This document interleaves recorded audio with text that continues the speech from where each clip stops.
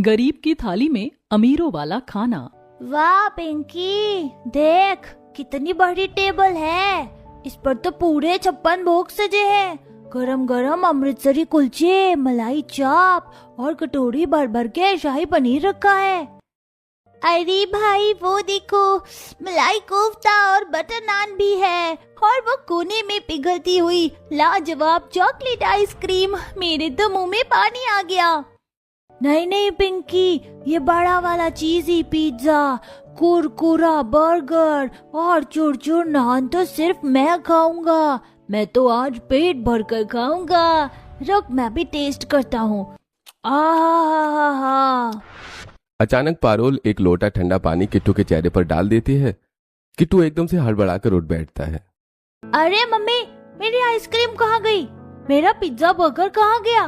किसने चुराया मेरा शाही पनीर?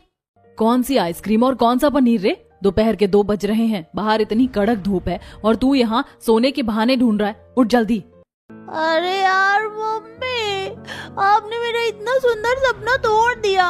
मैं अपनी जिंदगी में पहली बार अमीरों वाला 56 भोग खा रहा था। बस मुंह में निवाला डालने ही वाला था कि आपने तभी मेरे ऊपर पानी डाल दिया। भाई, क्या सच में वो सिर्फ एक सपना था? मुझे तो सचमुच पनीर और बटर नान की खुशबू आ रही थी। सपने देखना बंद करो तुम दोनों।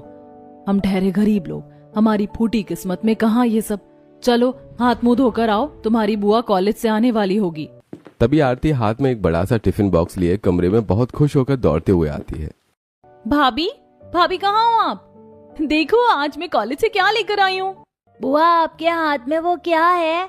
इसमें से तो बिल्कुल वैसी ही खुशबू आ रही है जो अभी अभी मेरे सपने में आ रही थी। हाँ किट्टू, आज मेरे होटल मैनेजमेंट कॉलेज में कुकिंग कंपटीशन था। मैंने वहाँ अपनी सीखी हुई सीक्रेट रेसिपी से शाही मलाई कोफ्ता और काजू पुलाव बनाया है, और सुनो मुझे फर्स्ट प्राइज भी मिला है। अरे वाह आरती, तूने तो कमाल कर दिया। लेकिन ये खाना मैं वहाँ से बचाकर सीधे अपने घर लाई हूँ। आज आखिरकार मेरी वजह से हमारे घर की थाली में भी अमीरों वाला खाना सजेगा। लो किट्टू, लो पिंकी, पेट भर कर खाओ। बुआ बेस्ट हो। मम्मी देखो, आखिरकार हमारा सपना सच हो गया ना। बुआ, आखिरकार आज हमारी गरीब की थाली में भी अमीरों वाला खाना आ ही गया। आरती की मेहनत से आज पूरे घर में स्वादिष्ट खाने की खुशबू फैली हुई थी। सभी बड़े चाव से खाना खाने लगते हैं। अगली सुबह जून की भीषण गर्मी में पारुल कोयले और लकड़ी के चूल्हे पर खाना बनाते हुए पसीने से तरबतर थी। पास ही उसकी सास शर्मिला जी और ससुर वेद व्यास जी बैठे हुए थे। अरे पारुल, हाथ जरा जल्दी चला बहू। देख किट्टू और पिंकी के स्कूल का टाइम हो गया है। सुबह सुबह ही इतनी गर्मी है कि दम घुट रहा है। बस माँ जी रोटियां सेक रही हूँ। कोयला सुलगने में थोड़ा टाइम लग गया। आज आलू की सूखी भुजिया और चूल्हे की सादी रोटी बनाई है।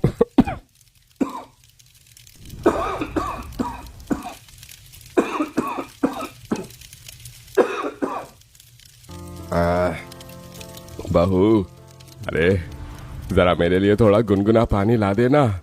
गर्मी के मारे सीने में थोड़ी जलन हो रही है। किशोर बेटा भी अभी तक काम से नहीं लौटा क्या? बाबूजी वो रात की शिफ्ट में ढाबे पर गए थे। मंगतराम मालिक ने कुछ एक्स्ट्रा तंदूर का काम दे दिया था, बस आते ही होंगे।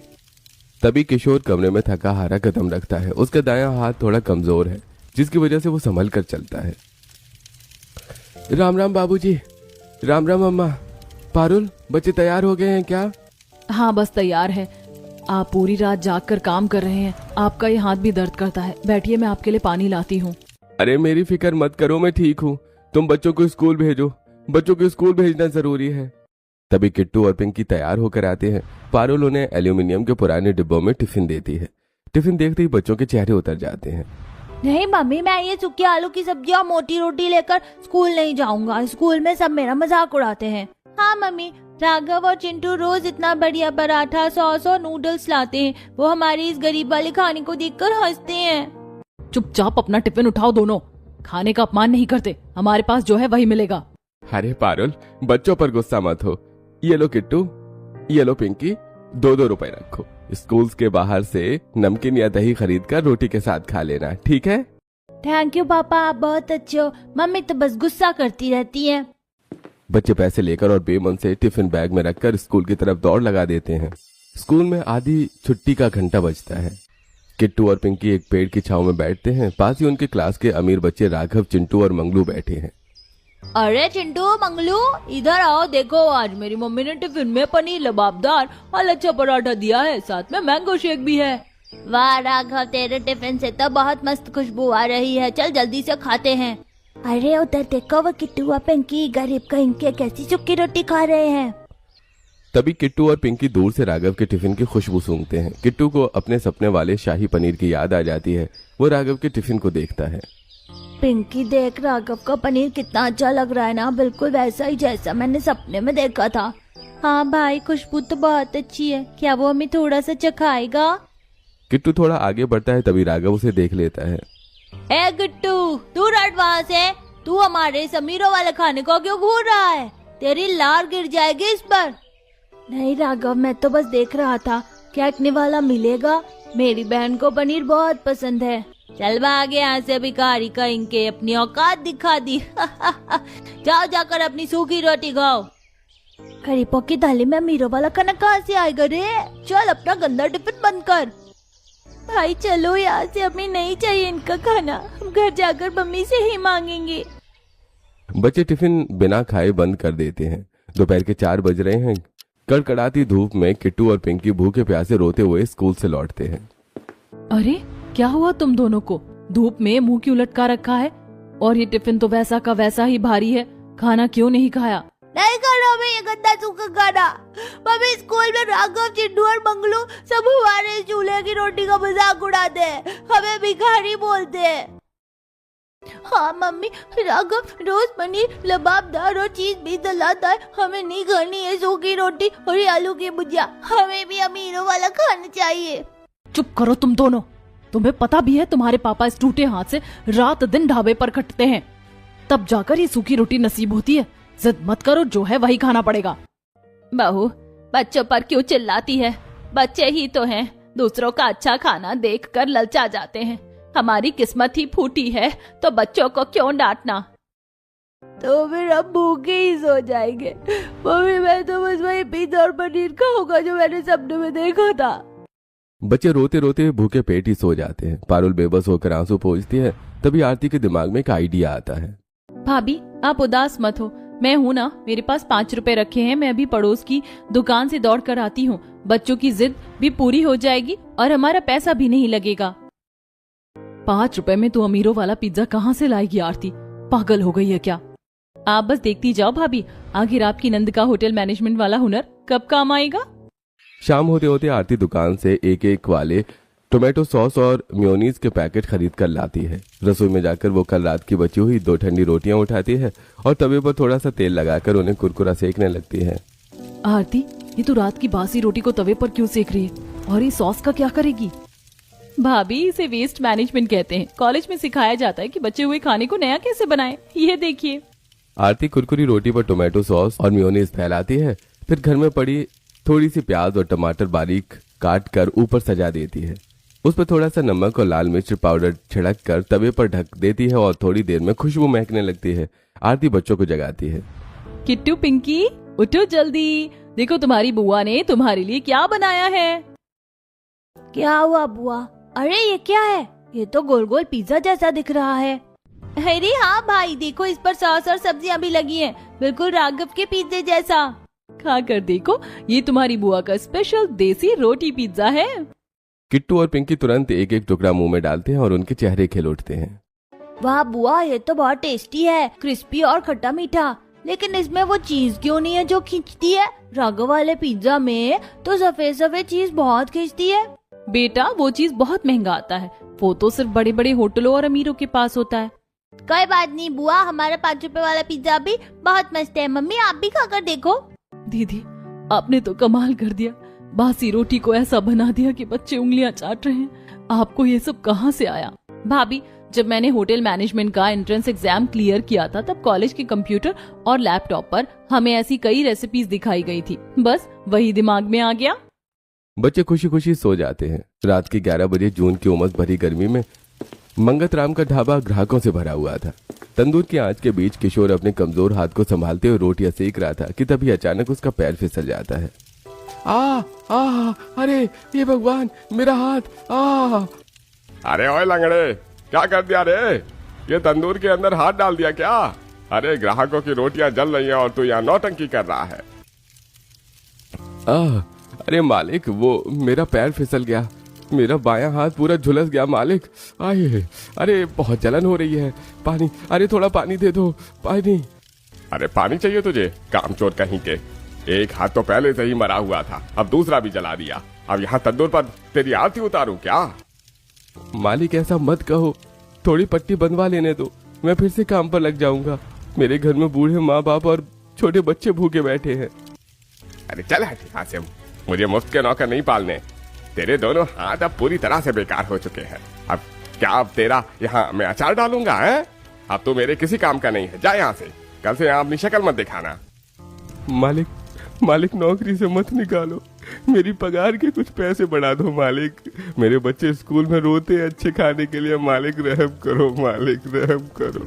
पैसे बढ़ा दूं? अरे एक तो काम बिगाड़ा, ऊपर से पैसे चाहिए। निकल यहाँ से, नहीं तो धक्के मारकर बाहर फिटवा दूंगा।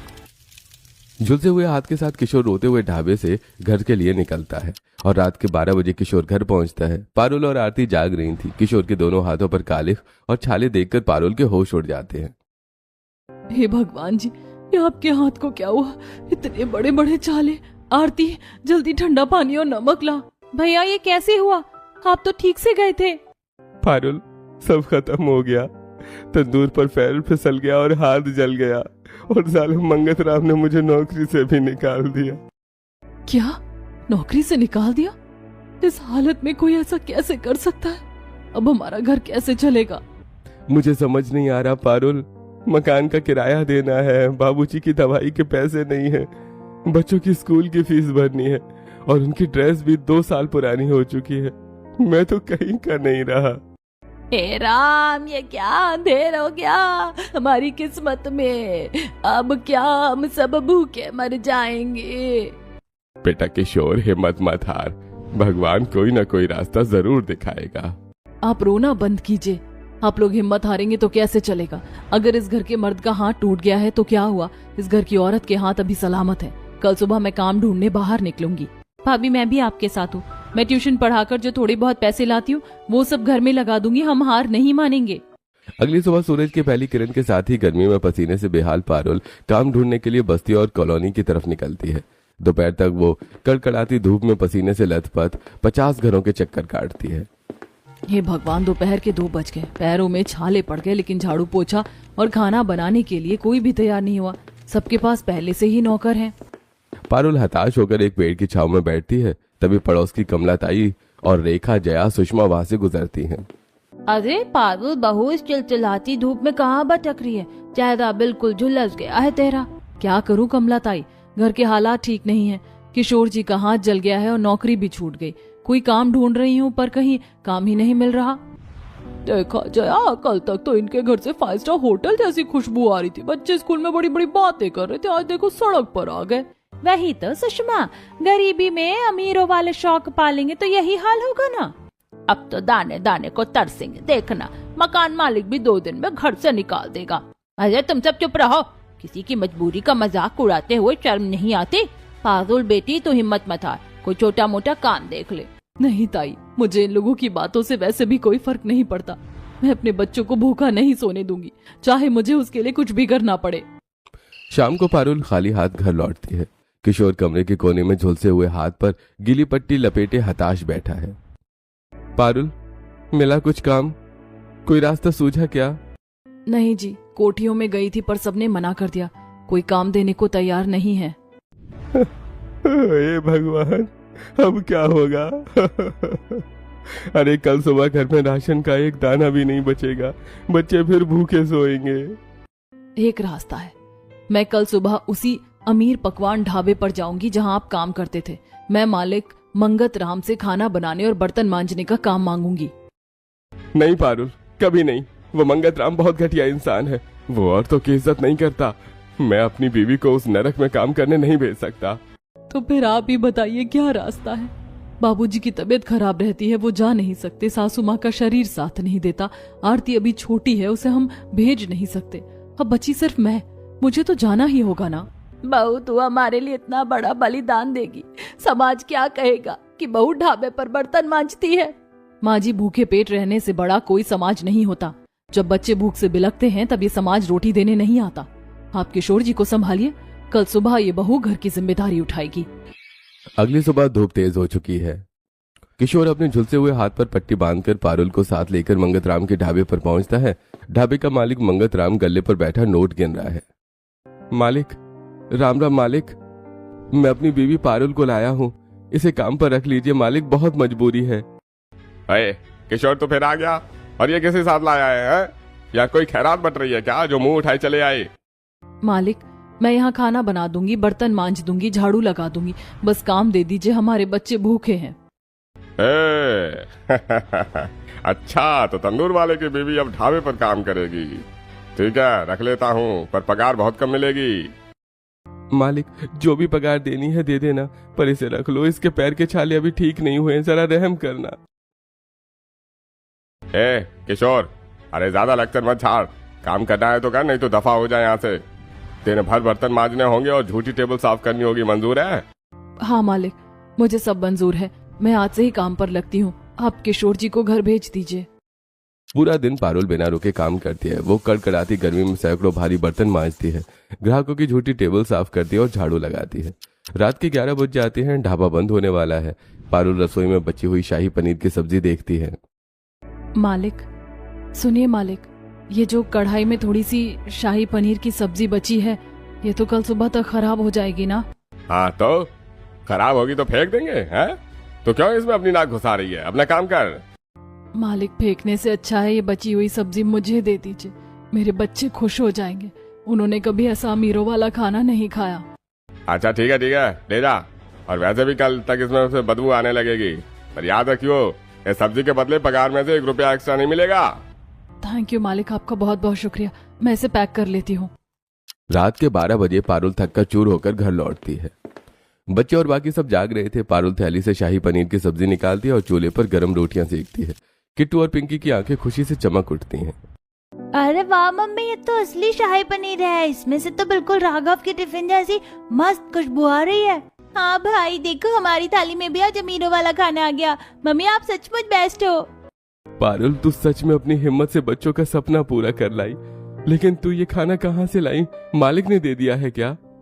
हाँ, ढाबे पर बची थी, वैसे तो कल तक खराब हो जाती, पर मैंने मालिक से मांग ली। पहले तो वो चिढ़ा, पर फिर दे दी। आप सब लोग खाइए ना। भाभी, ये शाही पनीर अच्छा तो है, लेकिन ढाबे वाले ने इसमें कुछ कमी छोड़ दी है। कमी? क्या कमी है आरती दीदी? ढाबे का खाना तो सबसे महंगा और टेस्टी होता है ना। भाभी, अगर इन्होंने ग्रेवी में काजू का पेस्ट डाला होता तो ये और क्रीमी बनता, और खड़े मसालों में थोड़ा जायफल और दालचीनी का पाउडर छिड़का होता तो इसका फ्लेवर लाजवाब हो जाता, बिल्कुल 5 स्टार होटल जैसा। अरे वाह दीदी, आप तो बहुत होशियार हो।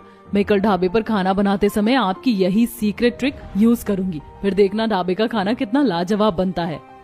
अगली सुबह पारुल समय से पहले ढाबे पर पहुंच जाती है। दोपहर के लंच का टाइम है। पारुल आरती की बताई हुई तरकीब के मुताबिक चुपके से ग्रेवी में काजू का पेस्ट मिलाती है और खड़े मसालों में जरा सा जायफल और दालचीनी का पाउडर छिड़क देती है। तभी ढाबे पर 3 नई ग्राहक आकर बैठते हैं और मलाई कोफ्ता और शाही पनीर का पहला निवाला मुंह में डालते हैं। अरे भाई वाह, क्या स्वाद है मंगतराम। अरे ओ मंगतराम, इधर आओ भाई, आज सब्जी में क्या मिलाया है? अरे क्या हुआ बाबूजी? कोई गड़बड़ हो गई है क्या? नमक मिर्च ज्यादा है क्या? मैं अभी बदलवा देता हूँ। अरे भाई, गड़बड़ नहीं, चमत्कार हुआ है भाई। वाह, ऐसा लाजवाब शाही पनीर तो मैंने दिल्ली के बड़े से बड़े 5 स्टार होटल में भी नहीं खाया। इतना क्रीमी और इतना तगड़ा फ्लेवर। अरे सच में यार, मलाई कोफ्ता तो मुंह में डालते ही घुल गया। मंगतराम, कोई नया शेफ रखा है क्या? आज से हम रोज यहीं खाना खाएंगे। जी बाबूजी, आपका बहुत बहुत शुक्रिया। अरे हमारा ढाबा हमेशा बेस्ट खाना ही खिलाता है, आप लोग पेट भरकर खाइए। मंगतराम फुर्ती से गले से उठकर रसोई की तरफ भागता है जहां पारुल बर्तन साफ कर रही थी। पारुल, सच सच बता, तूने आज सब्जी में क्या डाला था? बाहर ग्राहक उंगलियां चाट रहे हैं और तेरी तारीफ कर रहे हैं। मालिक, वो मेरी ननद आरती है ना, उसने होटल मैनेजमेंट का कोर्स किया है, उसी ने मुझे कल रात को काजू का पेस्ट और थोड़ा सा जायफल पाउडर डालने की सीक्रेट ट्रिक बताई थी। मुझसे कोई गलती तो नहीं होना मालिक? अरे गलती नहीं, तूने तो मेरी लॉटरी लगा दी। हाँ, अरे कल से तू बर्तन नहीं मांजेगी, कल से तू सिर्फ मसालों का काम देखेगी और सब्जी बनाएगी। और हाँ, काम ठीक से किया तो मैं तेरी पगार भी थोड़ी बढ़ा दूंगा।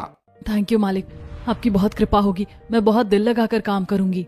शाम को पारुल को आज पहली बार ढाबे के काम के एक्स्ट्रा पैसे और पगार बढ़कर मिली है। रात को घर लौटते समय उसकी नजर बाजार में एक बड़ी सी आइसक्रीम की दुकान पर पड़ती है। पारुल आइसक्रीम लेकर रात के 11 बजे घर पहुंचती है। किट्टू और पिंकी चटाई पर लेटे हुए हैं, किशोर उनके पास बैठा है।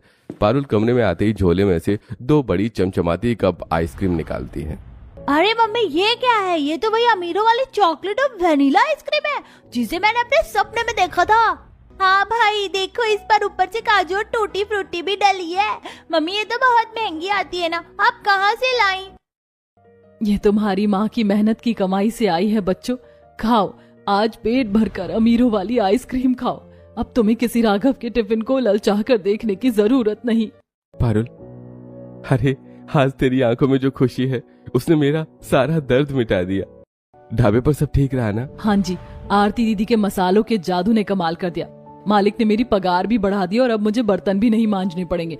अब रात की बची हुई सब्जी का खर्चा भी बच जाएगा और बच्चों को अच्छा खाना भी मिलेगा। देखा भाभी, मैंने कहा था ना, हमारे हाथों का हुनर ही हमारी गरीबी दूर करेगा। अभी तो शुरुआत है। 2-3 दिन बीत जाते हैं। पारुल की वजह से ढाबे पर ग्राहकों की भारी भीड़ उमड़ने लगती है।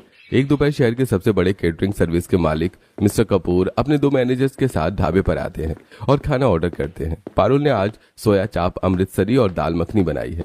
मिस्टर कपूर सोया चाप का पहला टुकड़ा खाते ही टेबल पर चम्मच पटक देते और बेहद गंभीर हो जाते हैं। मैनेजर, बुलाओ इस ढाबे के मालिक को। अभी के अभी किसने बनाया है ये खाना? अरे क्या हुआ कपूर साहब? अरे कोई गड़बड़ हो गई है क्या? अरे साहब, आप तो शहर के इतने बड़े कैटर हैं, हमसे कोई भूल हो गई हो तो हमें माफ कर दीजिए। अरे भूल नहीं, गुनाह किया है तुमने। इतनी सॉफ्ट, इतनी क्रीमी और ऐसी लाजवाब सोया चाप मैंने आज तक अपनी पूरी जिंदगी में किसी 5 स्टार होटल में भी नहीं खाई। इस ढाबे के पीछे ऐसा कौन सा बड़ा शेफ छुपा रखा है तुमने? उसे बाहर बुलाओ। अरे साहब, वो बड़ा शेफ नहीं है, वो तो एक मामूली औरत है पारुल। जी साहब, मैंने बनाया है खाना। मुझसे कोई गलती हो गई क्या साहब? मैं तो पहले बस बर्तन मांजती थी, अब खाना बनाती हूँ। अरे बहन जी, आप डर क्यों नहीं हैं? आपके हाथ में तो साक्षात अन्नपूर्णा का वास है। ये जो दाल मखनी का स्मोकी फ्लेवर है और ये सोया चाप की सॉफ्टनेस है, इसके आगे बड़े बड़े होटल्स के शेफ फेल हैं। आपने ये सब कहाँ से सीखा? साहब, मेरी ननद आरती ने होटल मैनेजमेंट का कोर्स किया। वो कंप्यूटर पर रेसिपीज देखकर मुझे गार्निशिंग और फ्लेवर्स के सीक्रेट ट्रिक्स सिखाती है। अरे लाजवाब बहन जी, मेरे पास आप दोनों के लिए एक बहुत बड़ा ऑफर है। मैं चाहता हूँ कि आप और आपकी नंद मेरी कपूर केटरिंग सर्विस ज्वाइन कर ले। मैं आपकी नंद को सीनियर शेफ बनाऊंगा और आप बाकी का पूरा काम संभालना। पगार इतनी दूंगा कि आपकी गरीबी एक दिन में दूर हो जाएगी। मिस्टर कपूर का ऑफर सुनकर पारुल के पैर जमीन पर नहीं टिकते हैं। वो खुशी खुशी घर लौटती है और आरती, किशोर, सासू माँ और बाबूजी को पूरी बात बताती है। क्या सच में भाभी? मिस्टर कपूर ने मुझे सीनियर शेफ का ऑफर दिया है। मेरा तो कई सालों का सपना पूरा हो गया। कॉलेज से निकलते ही इतना बड़ा चांस। पारुल, भगवान ने हमारी सुन ली। आरती का हुनर और तेरी पहचान और मेहनत रंग ले आई। अब हमारे पुराने दिन खत्म हो जाएंगे। हाँ जी, लेकिन मिस्टर कपूर के यहाँ जाने से पहले हमें मंगतराम मालिक को बताना होगा। उन्होंने मुसीबत में मुझे काम दिया था। अगले दिन पारुल और आरती मंगतराम के ढाबे पर पहुंचती हैं। मंगतराम पहले से ही परेशान बैठा है क्योंकि उसे पता है कि मिस्टर कपूर इन दोनों को अपने साथ ले जाना चाहते हैं। अरे आओ आओ पारुल बहन जी, अरे आ जाओ। अरे आओ आरती, बैठो बेटी, बैठो बैठो। मुझे कपूर के ऑफर के बारे में पता चला, पर तुम लोग मुझे छोड़कर मत जाओ। मैं तुम्हारी पगार यहीं बढ़ा दूंगा। अरे तुम दोनों मिलकर मेरे ढाबे का पूरा केटरिंग का काम संभालो। मालिक, आप हमें कितना पैसा दोगे? कपूर साहब तो बहुत बड़ी रकम दे रहे हैं। अरे बेटी, कपूर बड़ा आदमी है, वो छोटे लोगों को टिकने नहीं देगा। अरे मैं तुम्हें इज्जत दूंगा, थोड़ा पैसा कम होगा पर अपनापन होगा। अरे तुम दोनों कल से ही मेरे ढाबे की केटरिंग का पहला ऑर्डर संभालो, बड़ा वाला। ठीक है मालिक, आपने हमारी मजबूरी में मदद की थी। हम आपको धोखा नहीं देंगे। हम आपका केटरिंग का ऑर्डर पूरा करेंगे। मंगतराम को एक बहुत बड़ी वीआईपी पार्टी का कैटरिंग ऑर्डर मिलता है। पारुल और आरती सुबह से लेकर रात तक भूखे प्यासे रहकर 20 तरह की सब्जियां, लच्छा पराठा, गार्लिक नान, चुरचुर नान और 5 तरह के सलाद की डिजाइनिंग कटिंग तैयार करती है। पार्टी में खाना खाकर लोग उंगलियां चाटते रह जाते हैं। मंगतराम को लाखों रुपए का मुनाफा होता है। पार्टी खत्म होने के बाद पारुल और आरती थककर चूर मंगतराम के पास अपनी मेहनत के पैसे मांगने जाती हैं। मालिक, पार्टी बहुत अच्छी रही, सबने खाने की बहुत तारीफ की। हमें हमारे हिस्से के पैसे दे दीजिए मालिक। आरती की कॉलेज की फीस भरनी है और किशोर जी की दवाई लानी है। पैसे? कौन से पैसे? अरे तुम दोनों को जो पगार मिलती है वो मिल तो गई, एक्स्ट्रा पैसे किस बात के? हाँ मालिक, ये आप क्या कह रहे हैं? हमने सुबह से एक निवाला तक नहीं खाया। इस आलीशान पकवानों को बनाने में हमारी जान निकल गई। आपको लाखों का मुनाफा हुआ है और आप हमारा हक मार रहे हैं। ओए छोकरी, अपनी औकात में रहे। अरे तुम दोनों सड़क पर कटोरा लेकर घूम रही थी, ढाबे से उठाकर यहाँ तक मैंने पहुँचाया है तुम लोगों को। मेरे बलबूते आज तुम लोग इतना बड़ा नाम कमा रही हो और मुझे ही आग दिखाती हो। चल भागो यहाँ से, फूटी कौड़ी नहीं मिलेगी तुम्हें। बस मालिक, बहुत सुन लिया आपका। सड़क से आपने नहीं, हमारी मजबूरी ने हमें यहाँ लाकर खड़ा किया था। और याद रखना मंगतराम जी, आपका ये साम्राज्य आपकी बदौलत नहीं, हमारी इस ननद भाभी की मेहनत के बलबूते खड़ा हुआ है। हाँ मालिक, आपने हमारे आत्मसम्मान को ठेस पहुंचाई है। अब आप देखना हम आपके इस घमंड को कैसे तोड़ती हैं। आज के बाद हम आपके यहाँ कदम भी नहीं रखेंगी। हम अपना खुद का काम शुरू करेंगी और आपको टक्कर देंगी। अरे तुम गरीब लोग मुझसे कंपटीशन करोगे हैं? अरे कढ़ाई खरीदने की औकात नहीं है तुम्हारी। जाओ जाकर भीख मांगो भिखारी कहीं की। पारुल और आरती रोते हुए घर लौटती हैं। वो किशोर, शर्मिला जी और वेद व्यास जी को पूरी बात बताती हैं। मंगतराम की घटिया हरकत सुनकर किशोर का खून खौल उठता है। उस नीच की इतनी हिम्मत! पारुल, आरती, तुम दोनों घबराओ मत। मेरा हाथ अब बिल्कुल ठीक हो चुका है। हम किसी के आगे हाथ नहीं फैलाएंगे। हम अपना खुद का छोटा सा कैटरिंग का काम शुरू करेंगे। हाँ बच्चों, हुनर तुम्हारी उंगलियों में है, किसी के ढाबे के बोर्ड में नहीं। शुरुआत छोटी करो, भगवान साथ देगा। तभी पड़ोस की कमलाताई और रेखा, जया, सुषमा कमरे में आती हैं। उनके हाथों में कुछ पैसे हैं। पारू बेटी, हमें सब पता चल गया। उस मंगतराम ने तुम्हारे साथ बहुत बुरा किया। ये लो, हम सब पड़ोसियों ने मिलकर कुछ पैसे इकट्ठे किए हैं। इससे तुम अपना राशन और बर्तन खरीदो और काम शुरू कर दो। पारुल, हमें माफ कर देना, हम हमेशा तुम्हारा मजाक उड़ाते थे, पर आज तुम्हारी हिम्मत देखकर हमारी आंखें खुल गई। हाँ पारुल, तुम्हारे घर से जो खुशबू आती है ना, वो पूरे मोहल्ले को दीवाना बनाती है। तुम अपना काम शुरू करो, पहला ऑर्डर हमारे घर का ही होगा। ताई, राखी दीदी, आप लोगों का बहुत बहुत शुक्रिया। आज इस गरीब की थाली में भले ही खाना कम हो, पर अपनों का प्यार बहुत ज्यादा है। हम कल से ही अन्नपूर्णा कैटरिंग सर्विस की शुरुआत करेंगे। 6 महीने बीत चुके हैं। पारुल और आरती की अन्नपूर्णा कैटरिंग सर्विसेज का नाम पूरे शहर में फैल चुका है। शुरुआत उन्होंने पड़ोसियों की छोटी पार्टियों से की थी, लेकिन आज उनके पास शहर के बड़े बड़े आयोजनों के ऑर्डर हैं। आज घर में किट्टू और पिंकी के स्कूल का एनुअल डे है। दोनों बच्चे नए कपड़े और स्कूल बैग के साथ तैयार हो रहे हैं। मामी जल्दी देखिए, मेरी स्कूल की नई ड्रेस और ये चमकदार जूते। राघव और चिंटू भी आज मेरे नए स्कूल बैग को देखकर हैरान हो रहे थे। और मम्मी, आज मैंने राघव को चिढ़ा दिया। उसने कहा कि तुम्हारा टिफिन का है, तो मैंने अपना मटर पनीर और लच्छा पराठा उसे दिखाया तो वो देखता ही रह गया। चलो चलो, अब तुम दोनों जल्दी जाओ, तुम्हारे पापा तुम्हें स्कूल छोड़ने जा रहे हैं। किशोर अब कैटरिंग का सारा लॉजिस्टिक और डिलीवरी संभालता है, बच्चों को लेकर जाता है। घर में आरती और पारुल आज एक बड़े ऑर्डर के लिए तैयारी कर रहे हैं। तभी दरवाजे पर वही मंगतराम आता है, जिसका ढाबा अब लगभग खाली हो चुका है। अरे पारुल, आरती, अरे क्या मैं अंदर आ सकता हूँ? जी मंगतराम जी, यहाँ आने की हिम्मत कैसे हुई आपकी? अरे मेरा ढाबा बंद हो गया, कोई ग्राहक नहीं आता। अरे सब तुम्हारी कैटरिंग के दीवाने हो गए हैं। मैं समझ गया हूँ कि स्वाद और इंसानियत से ही धंधा चलता है, घमंड से नहीं। मुझे माफ कर दो, मुझे अपने यहाँ रख लो, चाहे बर्तन ही क्यों न मांजने पड़े। मंगतराम जी, हम आपसे नफरत नहीं करते, लेकिन हम आपको काम पर नहीं रख सकते, क्योंकि हमें अपनी मेहनत की इज्जत करना आता है। आप अपना काम कहीं और तलाश लीजिए। हम आपको शुभकामनाएं देते हैं। मंगतराम झुके हुए सिर के साथ चला जाता है। आरती और पारुल एक दूसरे को देखकर गर्व से मुस्कुराते हैं। तभी मिस्टर कपूर का फोन आता है। जी मिस्टर कपूर साहब, जी ठीक है, हम 500 लोगों के मेन्यू के लिए तैयार हैं। आज की स्पेशल डिश शाही मलाई कोफ्ता और दाल लंगर होगी जी। शुक्रिया।